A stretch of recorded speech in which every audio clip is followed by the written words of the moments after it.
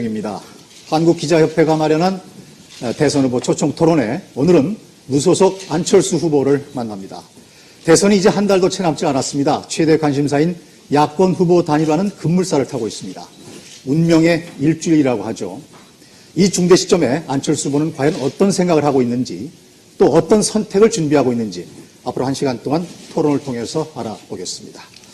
어제는 문재인 후보가 이 자리에서 토론을 했기 때문에 처음으로 두 후보를 비교 또 평가하는 기회가 되기도 합니다. 그럼 바쁜 일정 속에서도 오늘 토론회에 참석해 주신 안철수 후보를 소개합니다. 인사 한번 해주시죠. 안녕하십니까, 안철수입니다. 네, 모두 발언은 좀 이따 기회를 드리겠고요. 네. 네, 이어서 토론자 5분을 소개하겠습니다. 제 왼쪽으로 한국일보의 이희정 선임기자가 나와 있습니다. 네, 세계일보 지원선 인권심의위원입니다. 네, 매일경제 윤경호 논설위원입니다. 네, 연합뉴스의 이상인 정치 에디터입니다. YTN의 김상우 해설위원입니다. 네, 시간이 짧기 때문에 질문은 30초, 답변은 1분 30초로 제한을 하겠습니다. 그리고 지금 이 토론회는요, JTBC와 채널A, TV조선, 그리고 뉴스Y를 통해서 생중계가 되고 있고, 네이버와 오마이뉴스, 한국기자협회 인터넷 사이트에서도 실시간으로 보실 수가 있습니다. 네, 그럼 먼저 안철수 후보의 인사말부터 들어보시겠습니다. 발언 시간은 1분 드리겠습니다. 네. 안녕하십니까, 안철수입니다. 선거가 한 달 앞으로 다가왔습니다. 출마 선언한 지 2달, 참 짧지만 긴 시간이었습니다. 성남의 새벽 인력시장, 현대자동차 비정규직 농성 현장, 그리고 MBC 노조 파업 현장 등 곳곳에서 정말 벼랑 끝으로 내몰린 우리 시대의 많은 분들을 만났습니다. 많이 배우고 또 느꼈습니다. 출마 선언에서 새로운 정치는 정말 중요하다고, 제가 새로운 정치를 하겠다고 말씀드렸습니다. 새로운 정치는 억울하고 힘들고 불안한 이런 분들의 눈물을 닦아줘야 하는 것이어야 합니다. 많은 분들이 제 손을 꼭 잡고 이번엔 제발 바꿔달라고 말씀하셨습니다. 한 40대 직장인은 제게 이번이 아니라면 언제 국민이 한번 이겨보겠냐고 간절하게 말씀하셨습니다. 그 말씀 잊지 않겠습니다. 어려운 분들의 눈물을 닦아주는 정치, 불안한 분들에게 위로가 되는 정치, 억울한 분들에게 상식이 통하는 것을 보여주는 정치, 그것이 제가 하고 싶은 새로운 정치입니다. 오늘 짧은 시간이지만 제 생각과 진심을 국민 여러분께 전달할 수 있는 좋은 자리가 되었으면 합니다. 고맙습니다. 네, 그럼 지금부터 본격 토론에 들어가 보도록 하겠습니다. 먼저 정치, 외교, 안보 분야입니다. 이상인 기자가 시작을 해주시죠. 예. 지금 국민들은 안철수, 문재인 두 분 중 누구로 단일화될지 정말 궁금해하고 있습니다. 먼저 야권 단일 후보로서 문 후보에 비해 안 후보가 더 경쟁력이 있다고 생각하는 이유가 무엇인지 말씀해 주십시오. 문 후보는 훌륭한 분입니다. 그리고 문 후보와 저는 새로운 정치 그리고 정권 교체라는 같은 목표를 가지고 있습니다. 다만 이번 선거에서 대선 승리를 위해서는 두 사람 중에서 어떤 분이 국민의 선택을 받느냐는 그런 것들이 중요한데 서로 다른 장단점들을 가지고 있다고 생각합니다. 우선 저는 현업에서 여러 가지 활동들을 해왔습니다. 그리고 또 수평적인 리더십을 통해서 문제들을 풀어왔습니다. 그리고 정치적으로 빚이 없기 때문에 냉정하고 객관적으로 공정한 인사를 할 수 있다고 봅니다. 제가 지금까지 해왔던 분야들이 의학, IT 기술, 경영, 그리고 교육 쪽인데요. 이 4가지 부분이 지금 현재 한국 사회에서 가장 중요한 그런 부분이 아닌가 생각합니다. 그래서 이런 현장에서 일했던 경험을 바탕으로 나름대로 문제의식을 가지고 있고 해법도 가지고 있다고 생각합니다. 또 새로운 어떤 문제를 풀 때 여러 분야의 그 다양한 전문가들로부터 소통을 통해서 그 사람들의 의견을 충분히 반영해서 종합적으로 결정을 해야만 하는데 그런 훈련들을 많이 해왔고 말씀드린 것처럼 정치적인 빚이 없기 때문에 해당 분야에서 정말 냉정하고 객관적으로 최선의 인재를 등용하고 상고 처리하는 그런 각오로 이 대선에 임하고 있습니다. 그런 부분들이 제가 가진 나름대로의 장점이라고 생각합니다. 네, 추가 질문이 필요할 것 같은데. 단일화 방식에 대해서도 여쭤보겠습니다. 오늘 문재인 후보는 여론조사 플러스 알파의 방식으로 안 후보 측이 제안한 공론조사 방침을 수용했다고 말했습니다. 하지만 공론조사의 배심원 모집에 대해 안 후보 측이 국민이 동의 못할 방식을 고수하고 있다면서 협상 과정을 국민에게 투명하게 알리자고 제안했습니다. 안 후보의 생각을 듣고 싶습니다. 네, 지금 이제 협상이 진행되고 있는 그 과정인데요. 일단 두 후보가 지난 월요일 저녁에 만나서 협상팀에게 일임하자고 합의를 했습니다. 그리고 이제 협상팀에서 여러 가지 이제 협상 과정에 있어서 협상 과정 중에 어떤 그런 부분들에 대해서 말씀드리는 게 꼭 적절하지는 않은 것 같습니다. 다만 걱정되는 부분은 이 협상 과정이 저는 단일화하는 과정이 중요하다고 예전부터 말씀을 드렸었는데요. 단일화 과정이 양쪽 지지층들의 동의와 축복 속에서 한 사람의 단일 후보가 선출이 되고 그 힘을 바탕으로 그 대선에서 승리할 수 있다고 보는데 좀 더 매끄럽게 이런 과정들이 진행되었으면 하는 바람입니다.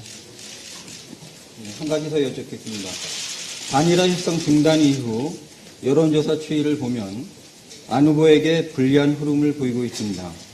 이런 불리한 형세를 반전시키기 위해 단일화 이전 민주당 입당과 같은 극적 반전 카드가 있는지 궁금합니다. 제가 여론조사 보고 결정한 적은 없습니다. 그 여론조사만 놓고 보자면 오히려 단일화 협상 중단이라는 그런 생각도 하지 않았을 겁니다.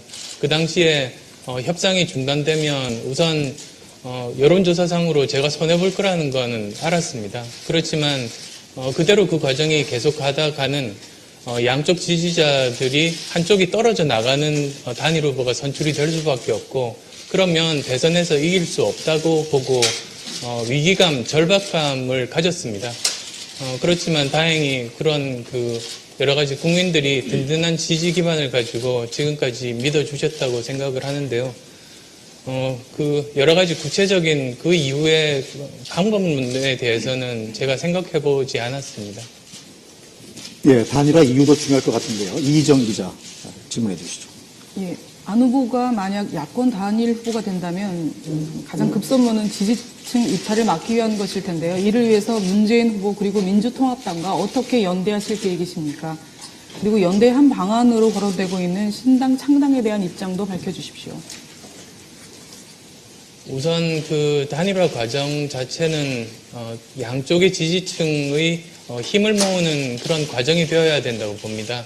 단일화를 단순히 그 결과만 너무 중시하고 서로 경쟁적으로 옛날 그 구정치의 모습을 보이게 되면 그 결과 단일 후보가 선출이 돼도 그 사람은 국민들의 마음을 얻기가 힘들다는 생각입니다. 따라서 이 두 지지층들이 누가 단일 후보가 되더라도 설령 본인이 지지하던 후보가 단일 후보가 되지 않는다고 하더라도 승복하고 그분을 진심으로 이제 밀어줄 수 있는 그러한 과정이 되어야 된다고 봅니다. 그렇게 되면 그러한 든든한 지지 기반으로 대선에서 승리할 수 있게 되고 앞으로 향후 국정을 운영하는데도 아주 순탄하게 국민적인 지지 속에서 이제 정치를 할 수 있을 거라고 보는데요. 만약에 제가 단일 후보로 이제 선택이 된다면 저는 민주당을 중심으로 해서 다양한 부분의 국민들의 지지를 모아서 선거를 치를 겁니다. 그리고 선거에서 이기게 되면 민주당은 당연히 제 국정의 가장 중요한 파트너로서 국정 운영에 든든한 지지 기반이 될 거라고 생각합니다. 네, 윤경훈 기자 다음 질문해 주시죠. 예, 대선 출마를 공식 선언하셨을 때 앞으로는 정치인 안철수로 살겠다 강한 의지를 보이셨습니다. 네. 다른 인터뷰를 보면 문재인 후보로 단일화가 될 경우에 대통령과 총리 분담 이런 건 없다 이렇게 또 선을 분명히 그으셨습니다. 그렇다면 아름다운 퇴장만 있는 건지요? 본인이 나섰다가 박근혜 후보에게 패배를 하더라도 그 후에 야당 정치인 안철수로 계속 활동을 하시는 건지 궁금합니다. 이제 제가 어느 이제 인터뷰에서 강 건너고 다리 불살랐다고 말씀을 드렸습니다. 그래서 뭐 거기에 대해서도 여러 가지 생각들이 해석들이 교차되는 그런 광경들을 봤는데요. 그 뜻이 제가 가진 모든 것을 버리고 이제 정치인으로 나서겠다고 말씀을 드린 겁니다. 그 전에 제가 가지고 해왔던 여러 가지 교수직이라든지 또 안연구소, 지금은 안랩이죠. 거기 이사회 의장직을 포함해서 여러 가지 다양한 사회활동직을 모두 사표내고 저는 정치인의 길로 들어서고 앞으로도 그 결과와 상관없이 관계없이 정치를 계속하겠다는 그런 뜻이었습니다. 그리고 그런 것이 지금까지 1년 이상 지속되고 있는 국민들의 새 정치에 대한 열망, 그것을 충족시킬 수 있는 길이라고 생각을 했기 때문입니다. 저는 질 거라고 생각 안 합니다. 그렇지만 만약에 그런 일이 있더라도 저는 계속 정치인으로서 국민들의 새 정치에 대한 열망, 즉 정치가 바뀌어야 민생 문제를 해결할 수 있다. 그래서 결국 국민들이 바라는 것은 민생 문제를 제발 좀 해결해 달라. 그리고 그 해결의 열쇠를 정치권이 가지고 있는데 정치권이 바뀌어야만이 민생 문제가 해결된다는 그런 절박함, 거기서 이제 시작이 됐다고 보고 저는 그 일 할 수 있도록 최선을 다하겠습니다. 네, 단일화 문제 질문이 몰리고 있는데요. 한 분만 더 받겠습니다. 지원선 기자. 안철수 후보와 문재인 후보의 후보 단일화에 대한 비판이 거세게 일고 있습니다. 보수 진영에서는 권력 나눠먹기 야합이라고 강도 높게 비판하고 있습니다. 한편에서는 유권자의 표심을 왜곡해 민주정치를 줘야 한다는 지적도 많습니다. 이런 비판에 대해 어떻게 생각하십니까? 예, 민감한 시기에 토론을 하게 돼서 제가 빠져나갈 수가 없는데요. 단일화에 대해서 비난하시는 분들은 어쩌면 그 단일화 결과가 무섭기 때문에 그런 것이 아닌가 그런 생각을 합니다. 사실 어떤 같은 공통된 목적을 이루기 위해서 그렇지만 혼자서는 힘이 약할 경우에는 저는 힘을 합치는 것은 너무나 당연하다는 생각입니다. 그리고 그것이 새 정치에 대한 열망이 또 정권 교체에 대한 열망이 워낙 국민들에게 강하면 그 국민의 뜻에 따라서 힘을 합치는 것이 도리라고 생각했습니다. 그리고 그 결과는 아마도 이것이 단순한 야합인지 아니면 정말 새 정치와 정권 교체를 위한 것인지 그것은 판단은 국민의 몫이라고 생각합니다. 예, 단일화 문제는 여기서 멈추셨고요. 김상호 기자 다음 질문 해주시죠. 네. 개헌은 집권 초기에 못하면 하기 어렵다는 것이 중론입니다. 4년 주임제를 도입한다면 대선과 총선 시기를 일치시키기 위해서 차기 대통령의 임기를 약 1년 8개월 정도 단축시켜야 한다는 이런 의견도 나오고 있습니다. 개헌에 대한 분명한 입장을 밝혀주시기 바랍니다. 예. 개헌에 대한 입장은 이렇습니다. 우선 지금 개헌 이전에 해야 되는 또는 할 수 있는 일들이 굉장히 많이 있습니다. 그래서 먼저 지금 할 수 있는 일들을 최선을 다해서 이루고 그것으로 민생 문제들을 해결을 하고 그 이후에 개헌을 통해서만 이룰 수 있는 그 구조적인 문제들이 있다면 그리고 거기에 대해서 국민들의 열망이 요구가 많다면 그때 개헌을 고려하는 것이 저는 바람직하다고 봅니다. 그리고 만약에 그렇다면 개인의 대통령의 임기를 줄이는 문제는 당연히 국민의 뜻에 따라야 된다고 생각합니다. 네, 그럼 이어서 외교 안보 문제를 짚어보죠. 이상인 기자. 예. 북한은 김정은이 권좌에 오른 지 1년 가까이 지났습니다. 먼저 김정은 체제를 어떻게 보고 있는지 묻고 싶습니다. 또 대북 정책에서 남북 관계 개선과 북핵 문제를 구체적으로 어떻게 풀어갈 생각인지요? 예. 여러 가지 질문 주셔서 1분 30초 내에 답할 수 있을지 모르겠습니다만, 김정은 체제에 대해서는 많은 전문가들의 평가가 좀 더 시간이 필요하다. 이 체제가 영속적으로 안정화할 수 있을 건지에 대해서는 좀 더 시간이 필요하다는 그런 의견들이 많고 저도 거기에 동의하는 바입니다. 그리고 이제 남북 문제에 대해서는 우리가 남북 문제에서 가장 중요하게 생각해야 될 점은 한반도의 평화와 안정입니다. 그리고 그것을 위해서 우리가 무엇을 해야 되는가를 접근을 해야 되는데 지금까지는 어떤 조건이 충족되면 예를 들면 사과를 하면 남북 대화를 재개하겠다고 하다 보니 지금 현재로 나타난 결과는 오히려 불안정합니다. 굉장히 위기가 증폭되고 있습니다. 따라서 지금 우리가 취할 수 있는 방법은 먼저 대화를 시작하고 거기서 그 협상 테이블에서 사과 문제, 재발 방지 문제, 인적인 그런 경제 교류 문제, 인도적인 지원 문제 등 여러 가지를 한꺼번에 논의할 수 있다. 거기서 풀기 시작해야 된다고 봅니다. 그러면 저는 앞으로 잘 풀릴 수 있을 거라고 생각합니다.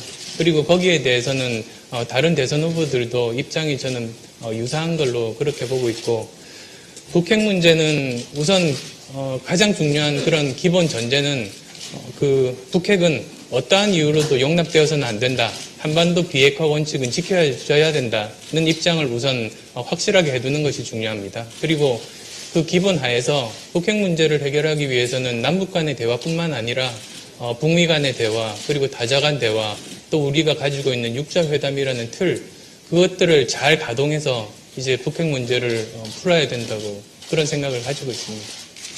좀 더 시차를 한번 넓혀보죠. 지원선 기자. 네, 질문을 그 남북 문제에서 좀 회의로 돌려보겠습니다. 버락 오바마 미국 대통령이 재선에 성공했습니다. 중국은 후진타오 시대를 마감하고 시진핑 시대를 새로 열었습니다. 미국과 중국의 새로운 리더십 실험이 본격화되어 있다고 볼 수 있죠. 이런 국제 속에서 미국의 아시아 중시 정책과 중국의 팽창주의가 충돌할 가능성도 배제할 수 없습니다. 이런 상황이 현실화되면 아시아 정세가 요동칠 수도 있습니다. 이에 대비한 예규 전략이 필요하다고 보는데 보관이 있는지요?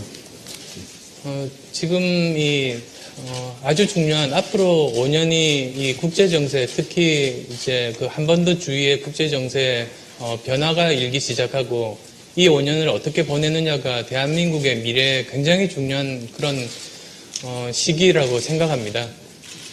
지금 우리나라가 이제 여러 가지 그 고민들도 있고 많은 상황들도 있을 테지만 우선 저는 가장 중요한 기반은 한미동맹이라고 봅니다.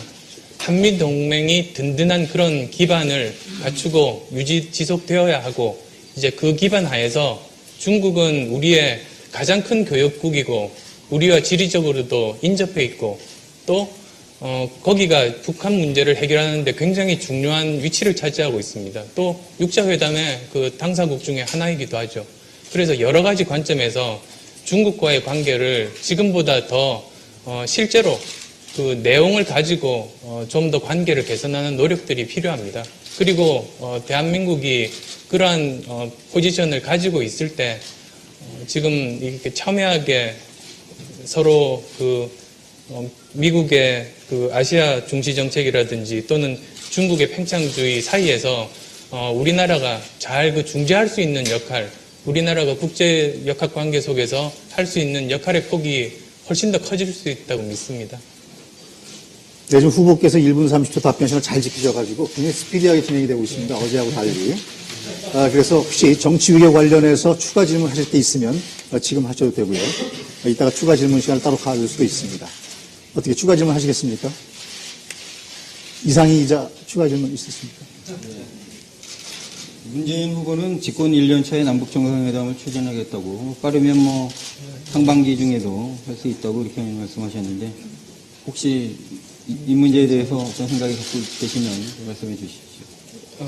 남북 정상회담은 시기를 정해서 그것만 하는 것은 아니라고 봅니다. 오히려 우선 대화를 통해서 남북 간의 관계가 개선되고 서로 협력 교류를 하면서 그 과정 중에 남북 정상회담으로 풀어야 되는, 풀 수 있을 만한 커다란 문제가 있을 때 그때 남북 정상회담을 해서 더 이제 개선된 그런 부분들이 나와야 된다고 봅니다. 즉 남북 정상회담은 이벤트로 보는 것이 아니라 오히려 그것을 계기로 해서 모든 국제 정세를 풀 수 있는 아주 중요한 그 단계로 보는 것이 적절하다는 그런 입장이고, 그래서 저는 시기를 못 박는 것은 오히려 우리 대한민국의 운신의 폭을 좁히는 것이기 때문에 적절하지는 않다.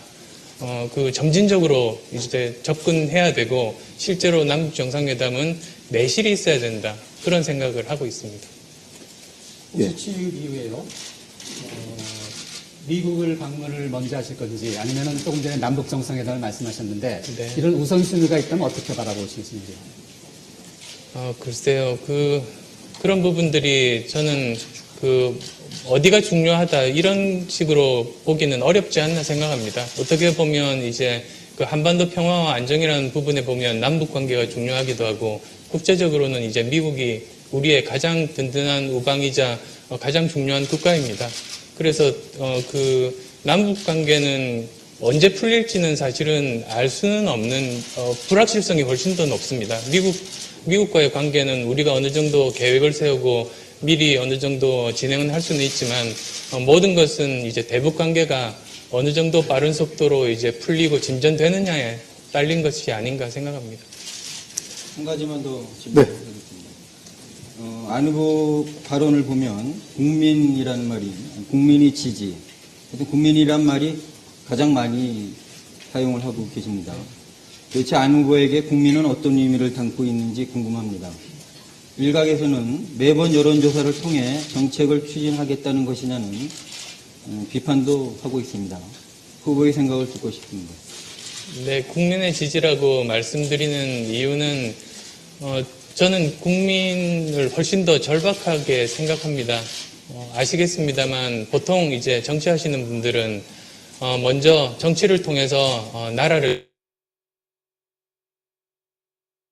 바꾸겠다는 이제 본의를 지지를 얻으면 그 지지 기반을 가지고 정치를 합니다. 그런데 저 같은 경우는 많은 분들이 아시겠습니다만 제가 정치를 한다고 밝히기도 전에, 그리고 또 제 생각에 대해서 밝히기도 전에 국민들이 먼저 지지를 보내주셨습니다. 따라서 그 국민의 지지를 바탕으로 해서 제가 정치를 결심을 해왔던 그런 순서를 밟았던 정치인이기 때문에 제가 국민에 대해서 느끼는 감정은 모든 다른 정치하시는 분들도 마찬가지시겠습니다만 저한테는 정말 각별하다고 말씀드릴 수 있습니다. 그래서 좀 더 이제 강조를 많이 하는 거 아닌가 싶고, 아마 제가 가진 생각이 이렇게 이야기로 반영이 많이 된 거 아닌가 싶습니다. 그리고 네. 그 여론조사로 하는 그건 가능하지 않지 않습니까? 그렇게 생각합니다. 네, 정치외교 분야는 여기서 마무리를 하겠습니다. 이제 경제로 넘어가겠는데요. 매일경제 윤경호 기자 질문해 주시죠. 예. 안 후보께서는 북방 경제로 성장률을 1% 끌어올리겠다 이렇게 밝히신 적이 있습니다. 1만 개 중소기업을 북방 시장에 진출을 시켜서 9만 명의 일자리를 창출하겠다 이렇게 구체적인 방안을 내놓으셨습니다. 그런데 정부가 올해와 내년에 경기 부양을 위해서 12조 원 정도의 재정을 추가로 풀어서 성장률을 올릴 수 있는 게 겨우 0.5%포인트 정도다 이런 계산도 있습니다. 임기 5년 동안 1%를 달성하겠다는 건지 아니면 매년 1%를 올릴 자신이 있다는 건지 숫자에 대해서 너무 쉽게 접근하는 게 아니냐 이런 지적이 있는데 네. 어떻게 생각하십니까? 저도 경영을 했던 사람이라서 숫자 얼마나 심각하고 중요한지 잘 알고 있습니다. 북방 경제 1% 정도 올릴 수 있다는 건 북한과의 관계가 개선이 되고 철도나 가스관이나 또는 시베리아 투자들을 통해서 우리가 충분히 거기서 경제 활동들을 영위할 수 있을 때 1%까지 올릴 수 있다는 그 내부적인 치밀한 계산에 의해서 말씀을 드린 겁니다. 그리고 이제 그 1%는 잠재 성장률입니다. 예를 들어서 지금 개성공단 예를 말씀드리는 게 적절할 텐데요. 지금 개성공단이 있습니다. 그리고 거기에 여러 가지 활발하게 중소기업들이 생산활동을 펼치고 있습니다.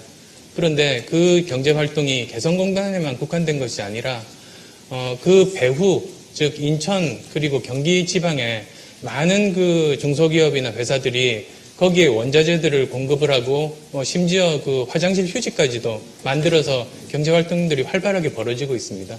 개성공단이 아직 원래 계획했던 것만큼 크게 진행이 되고 있지 않는데도 그렇습니다. 그러니 만약에 우리 북방 경제가 제대로 이렇게 그 계획대로 진행이 된다면 잠재 성장률 1% 정도를 올릴 수 있을 거라는 그런 뜻이었고, 다만 저희가 시한을 못 박지는 않은 이유가 대북 관계는 말씀드렸듯이 굉장히 불확실성이 높습니다. 따라서 하나의 우리의 비전, 그래서 이 길을 가면 우리나라는 우리 발전, 성장할 수 있는 중요한 하나의 축을 우리가 확보할 수 있게 된다는 희망, 꿈을 말씀을 드린 겁니다. 네. 다음은 복지 문제죠. 이희정 기자 질문해 주시죠. 네, 출마 이전 국민의 뜻을 묻기 위해서 출간하셨던 저서 안철수의 생각을 보면 그 복지 정책의 기본 틀로 보편적 복지와 선별적 복지의 전략적 조합을 내세우면서 재정 여건에 맞는 단계적 시행을 강조하셨습니다. 그런데 최근에 0-2세 영유아에 대한 무상보육을 소득 수준에 따라 선별 지원하겠다는 정부 방침에 반대를 하셨는데요. 그런 것 등을 보면 보편적 복지 쪽으로 기운 듯한 그런 인상을 받게 되는데요. 표를 의식한 입장 변화라는 지적도 있습니다. 일각에서. 여기에 대해서 어떻게 생각하십니까? 네, 이제 보편적 복지, 선별적 복지에 대해서는 많은 논쟁들이 있고 서로 장단점이 있습니다. 보편적 복지는, 우선 선별적 복지부터 말씀드리면, 선별적 복지는, 일부 계층에만 복지를 하는 것이기 때문에, 재정을 굉장히 효율적으로 활용할 수 있고, 비용도 적게 듭니다. 그 반면에 이제 보편적인 복지는 조세 저항이 줍니다.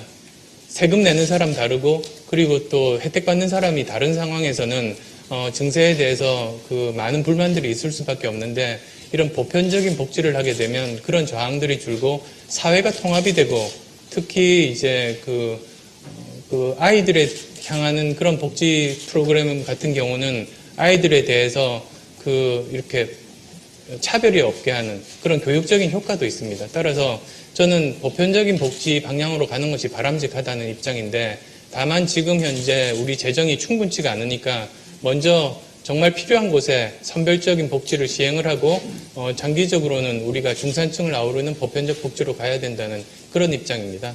다만 이제 무상보육 관련해서 이 부분에 대해서는 우리가 보편적인 복지로 가야 된다고 말씀드렸던 이유가, 지금 이제 우리나라가 생산 가능 인구가 곧 줍니다. 굉장히 위기 상황입니다. 거기에 따라서 우리의 잠재 성장률도 줄어들 수밖에 없습니다. 이런 위기 상황에서 이것을 단순히 보육을 복지가 아니라 우리나라의 미래를 위한 투자라고 생각하고 선순환 고리를 만드는 그런 차원에서는 이 부분에 대해서는 우리가 투자를 해야만 된다. 강조하는 점에서 그렇게 말씀을 드렸습니다. 증세도 논란이 좀 있죠. 네, 김상호 기자죠. 지금 후보께서 바로 언급하신 것은 바로 복지에 대해서 결국은 돈에 관한 문제라고 생각이 듭니다. 그러면은 안철수 정권 시대에는 과연 세금을 더 내게 되는지, 전 국민이 더 내게 되는지, 그렇지 않은지, 증세에 대해서 좀 더 분명한 입장을 좀 밝혀주시고요. 그리고 대선 출마 이전과 이후에 이 증세에 대한 부분이 조금 변화가 있었는지도 궁금합니다. 네, 출마 전, 출마 후 생각이 같습니다. 제가 안철수의 생각이라는 책에서 밝혔듯이 지금 현재 우리나라는 저부담 저복지 국가입니다. 세금을 적게 내고 다른 OECD 국가에 비해서 적게 냅니다.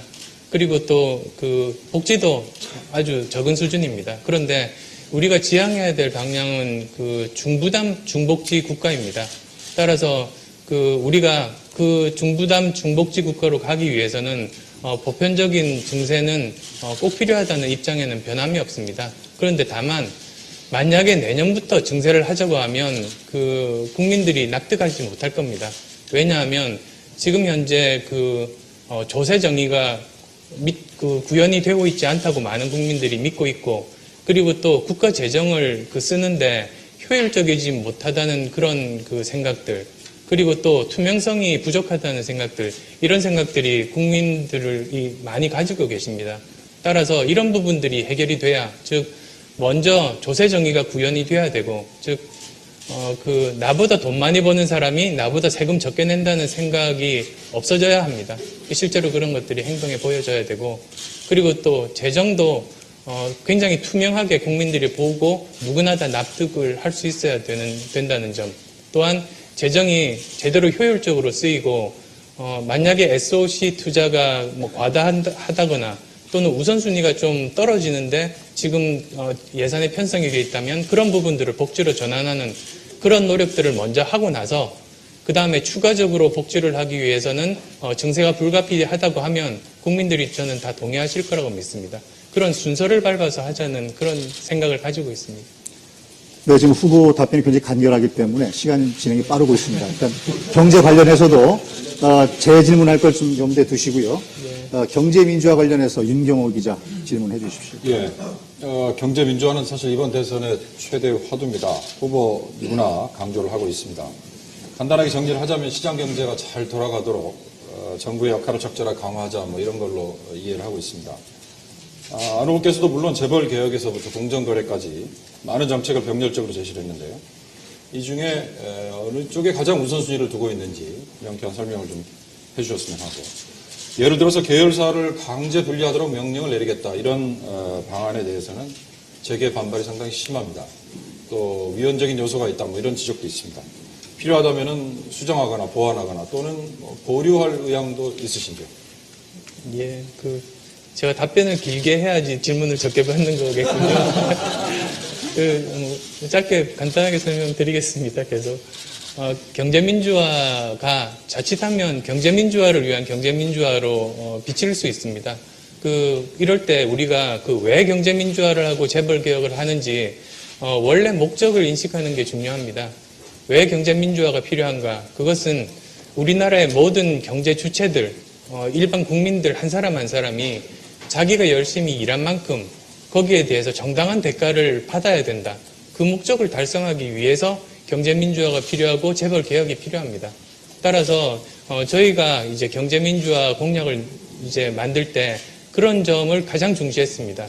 현실적으로 그 목표가 달성이 될 수 있게 하기 위해서는 어떠한 방법이 필요한가? 그래서 저희들이 고민 끝에 만든 공약이 2단계입니다.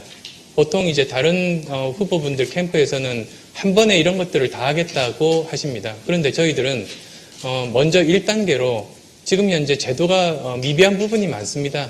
그래서 그 부분부터 바로 잡고, 그리고 그 결과로 대기업에서 스스로 노력해서 일자리를 많이 만들고 비정규직을 정규직화하고 대기업 중소기업 간의 상생에 좀 더 신경을 쓰고, 또한 골목 상권 침해하지 않고 그런 바람직한 쪽으로 열심히 해주신다면 구태여 그 다음 단계의 조치는 필요 없다고 생각합니다.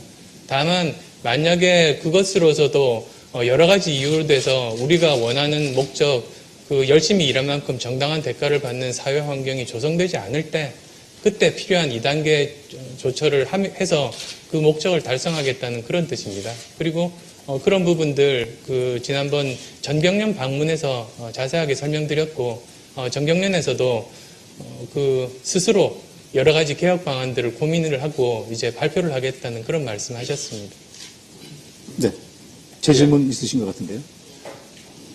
예, 경제민주화나 복지가 강조되다 보면 아무래도 성장이 마치 대칭적인 구도에 있는 것처럼 그렇게 비판을 하는 분들도 물론 있습니다. 안 후보는 10년 후에 우리 한국 경제가 과연 어떤 그림으로 그려질 것인가, 이거에 대해서 어떤 생각을 하시는지 참 궁금합니다. 안철수의 생각이나 또는 안철수의 약속 같은 공약집에 혁신경제 이런 걸로 성장을 충분히 담보해내겠다 이렇게 설명이 있습니다. 그렇지만 잘 손에 잡히지 않는다 이런 지적이 있는 것 이렇게 들으셨을 겁니다. 우리가 지금 일본의 잃어버린 20년을 쫓아간다, 또는 2030년 이후에는 매년 1% 성장에 그칠 것이다, 이런 OECD 전망 이런 것도 들어보셨을 겁니다. 과연 장밋빛 미래가 있는 건지 아니면 암울한 미래를 준비를 해야 되는 건지 어느 쪽입니까? 지금 굉장히 저는 위기 상황이라고 봅니다. 우선 이제 대내외적으로 우리 외적인 요인은 지금 세계 경제가 내년부터 장기 침체에 빠질 가능성이 많다고 많은 전문가들이 이야기하시고, 국내로 눈을 돌려보면 국내에는 가계부채나 부동산 문제 때문에 내수가 성장하는데 한계에 부딪혀 있습니다. 이런 부분들이 계속 가게 되면 우리 10년 후가 어떻게 될 것인가 암울할 수도 있다고 봅니다. 그렇지만 우리나라가, 그리고 우리나라 국민들이 지금까지 해왔던 것처럼 위기가 있었음에도 불구하고 오히려 위기가 모두 다 기회가 됐습니다. 훨씬 더 다른 나라에 비해서 성장하고 지금 여기까지 왔습니다. 그런 관점에서 보자면 지금까지 우리나라의 그 성장의 패러다임은 어떤 것이었는가? 정부 주도, 대기업 위주, 제조업 기반입니다. 이런 기반이 지금까지 우리나라가 성장하고 발전하는데 1등 공신들입니다. 그런데 이런 상황이 계속 이렇게 유지가 되고 바뀌지 않다 보면 이제 더 이상 그것만으로는 성장하기 힘들다. 그대로 가다가는 10년 후 미래는 암울할 수 있다고 봅니다. 그러면 이 부분들을 어떻게 해결할 수 있는 것인가? 저는 패러다임이 변화해야 된다고 봅니다. 즉 예전의 그러한 그 대기업 위주, 제조업 기반, 그리고 정부 주도에서 벗어나서 이제는 민간 자율, 중소벤처기업 기반, 그리고 지식정보산업을 육성을 해야 된다고 봅니다. 그렇게 패러다임을 바꾸면 어떤 일이 벌어질까 이제 상상을 해볼 수 있습니다. 우선 그 예전에는 정부가 주도해서 신성장 동력을 만들고 그 신성장 동력 분야를 선정을 하고 거기에 많은 재정들을 투입을 해서 기업들을 이끌었습니다. 그 결과로 우리나라 대기업들이 글로벌 기업이 된 거죠. 지금 이렇게 잘 됐습니다. 그런데 이제는 더 이상은 그것은 유효하지 않습니다. 이미 대기업은 자생적으로 그 대기업 연구소 자체적으로 신성장 분야를 선정을 해서 열심히 잘하고 계십니다. 그러면 이제 정부의 몫은 무엇이냐면 그 새로운 분야를 선정하는 것이 아니라 그 분야는 이미 대기업들이 다 선정해서 잘하고 계실 테니까 오히려 그 어느 분야이건 그 혁신의 기반을 만드는 일입니다. 그 새로운 중소기업들이 또는 그 새로운 그 창업을 통해서 여러 가지 혁신적인 아이디어들을 자유롭게 만들 수 있는 그런 환경들, 그게 이제 민간 자율이겠고, 그리고 또 자연스럽게 그런 중소기업이라든지 벤처기업들에 대한 그 위주의 성장이 나타날 것이고, 그리고 또 지식정보산업 쪽을 육성을 하게 되면 기존의 제조업에 훨씬 더 차별화를 줄 수 있고, 그리고 또 그 분야 중에서 여러 가지가 많습니다. 컨텐츠 산업도 우리나라가 여러 가지 가능성이 있는 경쟁력이 있는 문화 부분을 포함해서 그 헬스케어 산업도 거기에 포함됩니다. 그런 또 소프트웨어 산업도 인터넷 산업도 마찬가지입니다. 그런 부분들이 육성이 되면 이제 우리는 차기에 다른 새로운 성장 동력을 가질 수 있고 위기를 기회로 만들 수 있고 앞으로 지금 침체되는 그런 부분을 우리가 반전시킬 수 있다. 그렇게 믿습니다. 네, 이어서 여성 문화, 미디어 분야로 옮겨가 보겠습니다. 이희정 기자 질문해 주시죠. 네, 먼저 문화 관련 질문하겠습니다. 공약집 안철수의 약속을 보면 그 문화와 관련된 정책들이 굉장히 많이 나옵니다. 문화기본법 제정을 비롯해서 많이 나오는데 굉장히 죄송한 말씀이지만 여기저기서 이게 좋다는 말들은 좀 다 갖다가 나열해 놓은 듯하고 구체성도 상당히 떨어집니다. 이 자리에서 내가 문화대통령 안철수로서 나중에 된다면 확실히 이 문화 분야에서 이것만은 확실하게 지킬 수 있다, 실현할 수 있다라고 약속할 수 있는 부분 한 가지만 꼽아주십시오. 네. 저희가 정책을 만들 때 항상 현장의 목소리를 듣습니다. 그래서 현장 분들, 많은 분들 초청해서 저희가 이제 안방 토론이라고 현장에서 직접 일하시는 분들이 와서 저희 정책을 만드는 분들과 함께 치열하게 토론을 거쳐서 이제 정책을 만듭니다. 그래서 오히려 이제 지금 그분들이 섭섭하지 않으시면 좋겠습니다. 그리고 가장 중요한 건 저는 그렇다고 봅니다. 예전에 김대중 대통령께서 이제 말씀을 하셨듯이 지원은 하되 간섭하지 않는다. 저는 그게 문화에서 그 창의성을 발휘할 수 있는 굉장히 중요한 그 생각이라고 봅니다. 그리고 그런 관점에서 여러 가지 정책들이 있습니다만 가장 중요한 것은 문화인도 생활인입니다. 생활이 영유돼야 됩니다. 예전에 최고원 작가 아사 사건, 그 작가분이 밥을 제대로 먹지 못해서 아사했지 않습니까? 그런 일이 일어나서는 안 된다는 입장에서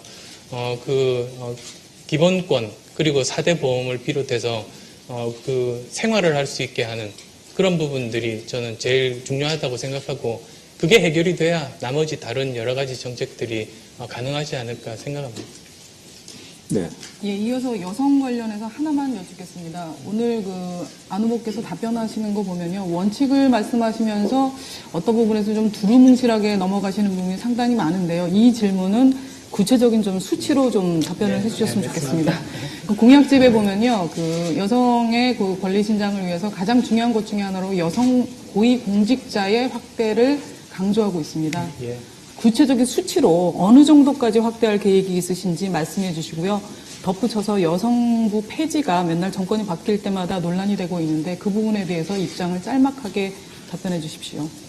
예, 여성 정책에 대해서 저 굉장히 중요하게 생각하고 있습니다. 예를 들어서 지금 현재 여성 고용률을 한번 관심 있게 봤는데 M자형입니다. M자 이렇게 들어가는 데가 30대입니다.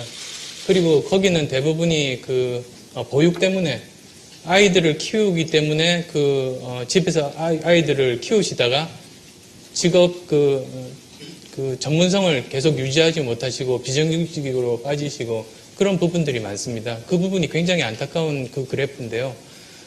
저희들이 내부적으로 여러 가지 조사를 해보니까 만약에 30대 여성 고용률을 정상화를 시킬 수 있으면 그것만으로도 잠재 성장률이 0.2에서 0.3%가 증가할 수 있습니다.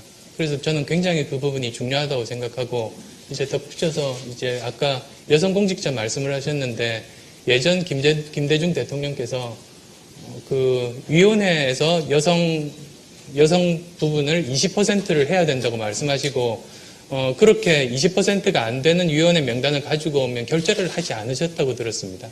저는 장차관들을 여성을 30% 목표로 세우고 있고 저도 그렇게 열심히 한번 해볼 생각입니다. 예전과는 달라진 것이 10년 전에 20%를 고집을 하셨기 때문에 지금 현재 많은 유능한 여성 인력들이 이제는 경험을 가지고 능력이 있는 분들이 이제는 많이 사회 각계각층에 확보가 되어 있다고 저는 믿습니다. 그러면 지금 정도면 30% 목표를 해도 그건 저는 실현 가능하다고 그렇게 생각을 하고 있고 여성부 폐지는 지금 여성들조차도 여성부에 대해서 불만이 많으시지 않습니까? 그 이유가 원래 기대했던 역할들 그리고 해야 할 일들이 너무나도 많은데도 불구하고 이제 기대했던 일을 하지 않는 데서 오는 실망감 때문에 그런 이제 의견들이 많다고 보는데요. 여성부를 제대로 본연의 일을 할 수 있도록 그래서 실질적으로 성별 격차가 우리나라가 굉장히 심한데 그런 부분들이 격차가 해소될 수 있는 쪽에 집중하는 그런 역할들을 제대로 하고 확대 개편이 되어야 된다고 믿습니다. 예, 올해는 또 언론 문제로 상당히 시끄러운 한 해였는데요. 김상우 기자. 네. 이명박 정부 출범 이후에 낙하산 사장 운동에 반대하고 낙하산 사장에 반대하고 공정방송 수호운동을 전개하다가 MBC 8명 그리고 YTN 6명 등 수명 가까운 언론인이 해고되고 또 수백 명이 처벌을 받았습니다. 이 대량 해고 사태는 여전히 진행 중입니다. 또 이뿐만 아니라 KBS와 MBC, YTN, 연합뉴스 등 공영언론 4사가 사상 처음으로 4사 수개월간의 연대 파업을 벌인 것도 이와 절대 무관치 않습니다. 대량 해고 사태가 여전히 진행 중이고 해결되지 않은 상태고 또 공영언론의 독립성 문제 이 두 가지 문제에 대해서 후보는 어떻게 생각하시는지? 언론의 공공성 담보 그리고 표현의 자유 이 두 가지는 저는 가장 중요한 원칙이 되어야 된다고 봅니다. 현재 우리나라가 경제 규모로 세계 15위권인데 이 언론의 자유나 또는 표현의 자유 관점에서 보면 아주 부끄러운 평가를 국제적으로 받고 있습니다. 실제로 그 부분이 우리가 개선해야 될 부분이라고 문제의식을 가지고 있습니다. 그래서 어떻게 하면 언론이 공공성 정말 정권에 따라서 흔들리는 것이 아니라 엄밀하고 객관적으로 사실 보도를 할 수 있는 편집권을 독립되고 자율적으로 판단해서 보도를 할 수 있는 그런 부분에 대한 것이 제대로 확보가 되어야 될 수 있는가 그런 부분들을 이제 생각을 해보면서 우선은 제가 대통령이 되면 정부에서 언론의 보도를 보고 고소를 한다든지 그런 일들은 절대로 없도록 하겠습니다. 또한 언론의 이사나 사장을 선임할 때도 여러 가지 문제들이 있는 걸로 아는데요. 그런 부분도 이제 정권에 따라서 완전히 이렇게 왔다 갔다 하지 않을 수 있도록 제도적으로 보완을 하겠습니다. 또 다른 실제로 여러 가지 관행들에 있어서도 아까 해직 쪽도 말씀하셨습니다만 그쪽도 우선 진상조사를 해서 거기에 적절한 조치가 될 수 있도록 최대한 지원하겠습니다. 네, 추가 질문을 드리겠습니다. MBC 사태와도 직간접적으로 연관이 되어 있다고 볼 수 있는 정수장학회 문제, 이 문제는 어떻게 생각하십니까? MBC를 포함해서 여러 가지 정수장학회도 30% 지분을 가지고 있고 또 나머지도 이제 정부에서 직간접으로 소유하고 있는 그런 언론들이 많지 않습니까? 그래서 이제 우선은 그런 부분들에 대해서는 이사부터 선임 방법부터 제대로 바로 잡아야 될 것 같습니다. 무슨 뜻이냐면 제가 출마 선언에서도 잠깐 말씀드렸고 비전 선언에서도 말씀드렸던 부분 중에 하나가 대통령이 또는 청와대가 임용할 수 있는 직들이 굉장히 많은데 그것을 벗어나서 실제로 법으로는 대통령이 임명권을 가지고 있지 않지만 이런 언론사에 이사들을 선임할 수 있는 권리를 통해서 간접적으로 영향을 미치는, 그래서 실제로는 청와대에서 임명하는 그런 경우들이 지금 있어 온 것들이 사실인데요. 그런 부분들은 저는 바로 잡혀야 된다고 봅니다. 즉 대통령이 실질적으로 법에서 정하는 인사권 외에 초법적으로 인사권을 가지고 있는 부분들은 모두 정상화하고 돌려드리겠다고 말씀드린 이유가 그런 구조 때문이고, 이사는 국회에서 동의를 얻어서 선임을 하고 또 사장을 뽑을 때는 거기에 따라서 사장 추천위원회 같은 냉정하고 객관적으로 추천위원회를 통해서 사장을 선임하는 그런 부분들을 이제 해야 될 거라고 봅니다. 그리고 정수장학회 문제에 대해서는 그 문제점들에 대해서는 이미 언론에서도 많이 이렇게 말씀하셨고 밝힌 바들이 있습니다. 따라서 그 부분에 대해서는 박근혜 대표가 결단을 내려야 된다고 봅니다. 네, 이희정 기자.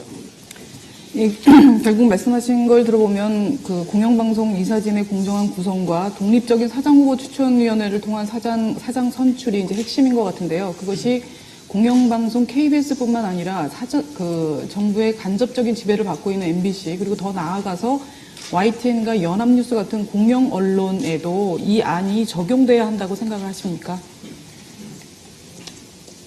네.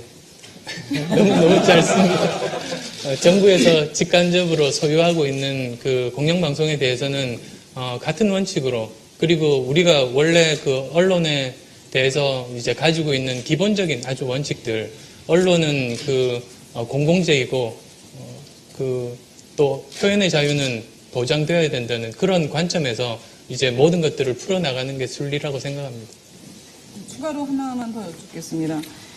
지금 KBS 같은 경우는 신임 사장이 선임이 됐는데요. 지금 노조가 결사 반대를 하고 있습니다. 그리고 MBC 같은 경우에는 김재철 사장의 퇴진 문제로 사실 1년 넘게 투쟁이 이어지면서 방송이 거의 만신창이가 되다시피 했는데요. 이 두 방송사의 문제를 풀기 위해서 당장 무엇부터 시작해야 된다고 생각하십니까? 우선 MBC의 경우에는 국회가 이번 이제 19대 국회가 개원할 때 여야 간 협의한 사항이 있습니다. 그 협의한 사항이 제대로 안 지켜지다 보니까 지금 아주 오랜 기간 동안 반년 이상 지금 끌고 있습니다. 따라서 이 부분도 저는 여야가 합의한 그 정신을 바탕으로 그 문제를 풀 수 있고 풀어야 된다고 봅니다. 그리고 이제 KBS 부분도 방송의 정상화를 위해서, 즉 KBS 구성원들도 자긍심을 가지고 본인이 믿는 대로 보도를 할 수 있는 그런 환경들, 언론인 분들이 전문직이고 전문인의 그런 소신을 바탕으로 자유롭게 저는 보도를 해야 된다고 믿습니다. 그런 환경에 걸림돌이 된다면 그런 부분들은 저는 바로 잡아야 된다고 봅니다. 네, 이제 그럼 다음으로 사회 지역 분야로 넘어가 보겠습니다. 먼저 대입제도 관련해서 지원선 기자 질문해 주시죠. 안 후보는 대입제도를 수능과 논술, 내신, 입학사정관 전형 4가지를 간소화하겠다고 했습니다. 현행 대입 제도가 너무 복잡해서 수험생들이 대입 준비와 지원 전략을 짜는데 어려움을 겪는 것을 보면 방향은 잘 잡았다고 봅니다. 제 생각에. 근데 문제는 논술입니다. 논술을 굳이 같이 갈 필요가 있느냐. 지금 현장에서 아까 문화 부분 답변하실 적에 정책 개발의 현장의 목소리를 반영 많이 하셨다고 하는데 논술은 그렇지 않은 것 같습니다. 제가 교육 기자를 한 10년 했는데 이걸 보면은 논술 현장에서 그 채점 공정성 시비 또 사교육비 증가 여러 가지 문제가 있습니다. 그래서 안우께서 잘 아시겠지만은 서울대도 수시에서 폐지를 했고 정시에서도 경영대도 이제 폐지를 하는 상황인데 지금 한 상위권대 20여 개 대학들이 논술을 실시하고 있지만 내신 불신 수능 변별력이 떨어지기 때문에 그 논술을 하고 있는 겁니다. 사실 그 대안으로서. 그렇다면 제 생각에는 논술을 제외하고 수능의 그 변별력을 높여서 그러니까 난이도를 높여서 변별력을 확보하면 해소되지 않나. 그럼 지금 4가지를 3가지로 이렇게 더 간소화할 수 있다고 보는데 어떻게 생각하십니까? 예, 좋은 지적이십니다. 현재 대입이 특히 이제 수시, 정시 여러 가지 제도들이 있으면서 지나치게 종류가 많습니다. 약 3,000가지라고 하는데 그러다 보니까 이제 부모님은 도저히 그것들을 다 해석할 수 있는 능력이 없고 여유도 없고 그리고 또 선생님들도 잘 모르셔서 결국은 사교육의 힘을 빌 수밖에 없습니다. 따라서 복잡해진 이런 대입 제도가 사교육을 오히려 부추기는 측면이 굉장히 강합니다. 그래서 제가 아는 어떤 부모님들은 일주일 휴가를 내서 직장을 다니는데 일주일 휴가를 내서 이 아이들 대입 때문에 같이 서류 작성을 하는 웃지 못할 일들이 벌어집니다. 그래서 이러한 부분들을 막기 위해서는 가만히 들여다보면 사실상 같은 입시제인데 대학마다 이름만 다른 그런 부분들도 많습니다. 그래서 이렇게까지 혼동을 줄 필요가 있을까 하는 생각입니다. 그런데 이제 가장 기본적인 전제는 대학의 자율권 보장입니다. 대학이 이제 입시에 대한 자율권을 가져야 된다는 건 이제 분명한데 그러함에도 불구하고 지금은 정부에서 너무 가이드라인 없이 준 것은 아닌가. 그래서 기본적으로 같은 내용의 대입이라면 같은 이름을 쓰게 하는 정도로 굉장히 많은 입시 종류를 줄일 수 있고 혼동도 막을 수 있고 사교육도 많이 줄일 수 있다고 생각합니다. 그리고 이제 논술에 대해서는 대학에 우선은 저는 맡기는 것이 옳다고 봅니다. 대학 자율성 입장에서. 그렇지만 이런 부분들에 대해서도 여러 가지 공론화가 된다면 교육에서는 중요한 게 급진적인 변화가 아니라 미리 예고를 하고 예측 가능하게 해야 됩니다.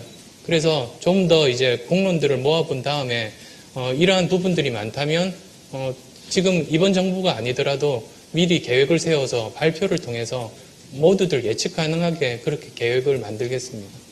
예, 그럼 검찰 관련해서 이상임 기자 증거해 주십시오.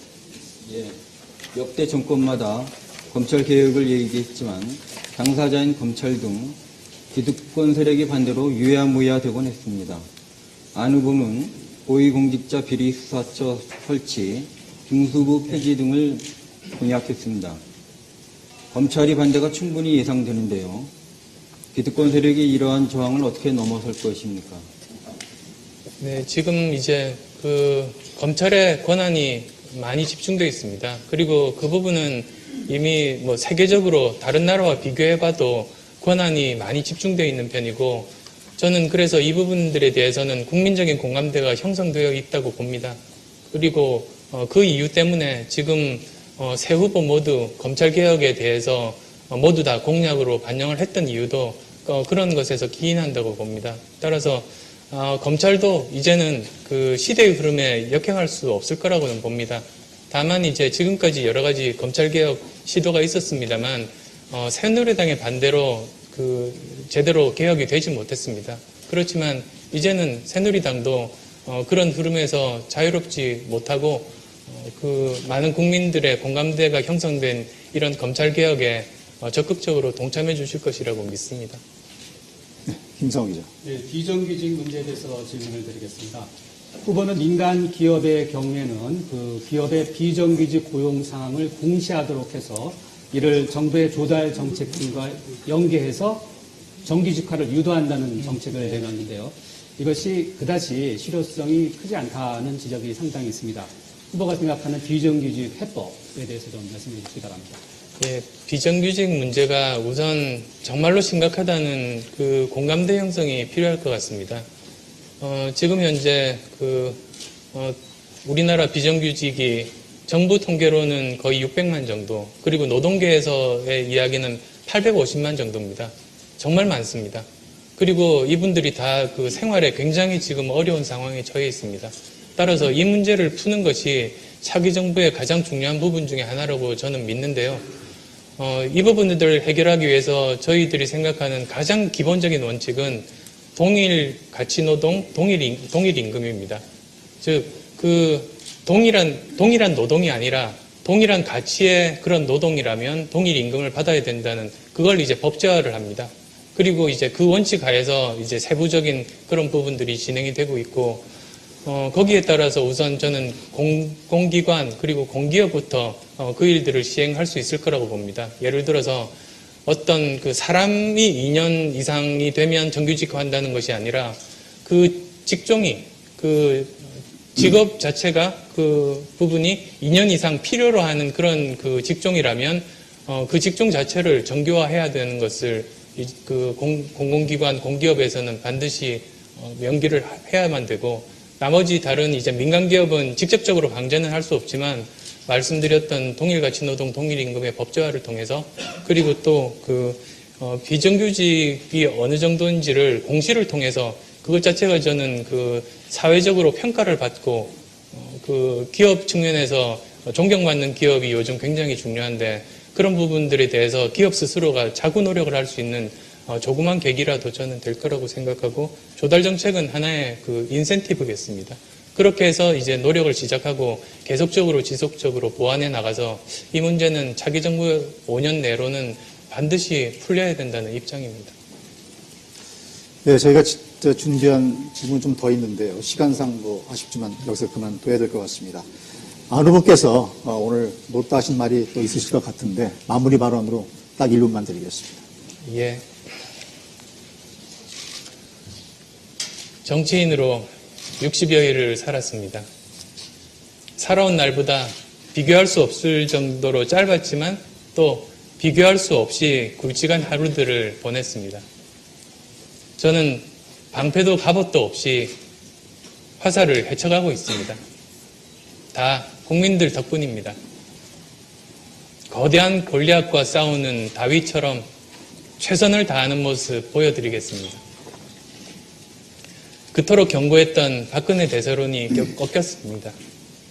반값 선거운동이 시작됐습니다. 가치와 철학을 공유하는 건강한 단일화가 시작됐습니다. 정권이 바뀌고 정치가 바뀌어야 민생이 해결됩니다. 국민이 선택하는 새로운 변화를 위해 제 모든 것을 바치겠습니다. 여러분께서 기적을 함께 만들어 주십시오. 끝으로 조동원 시인 시 한 구절 읽어드리겠습니다. 나 하나 꽃되어 풀밭이 달라지겠느냐고 말하지 말아라. 네가 꽃피고 나도 꽃피면 온통 꽃밭이 되는 것 아니겠느냐. 국민을 믿습니다. 함께 꽃 피우실 것이라고. 감사합니다. 네, 수고하셨습니다. 네, 너무 짧아서 아쉽습니다만은 유권자들께서는 안철수 후보에 대한 생각이 좀 더 명확해지고 또 후보께서는 좀 더 단단해지는 그런 시간이 됐기를 바랍니다. 그럼 이것으로 한국기자협회 초청 대선 후보 토론회를 모두 마치겠습니다. 고맙습니다. 수고 많으셨습니다. 네, 감사합니다. 네, 다시 한번 수고해 주신 안철수 후보님 큰 박수 부탁드립니다. 네, 감사합니다.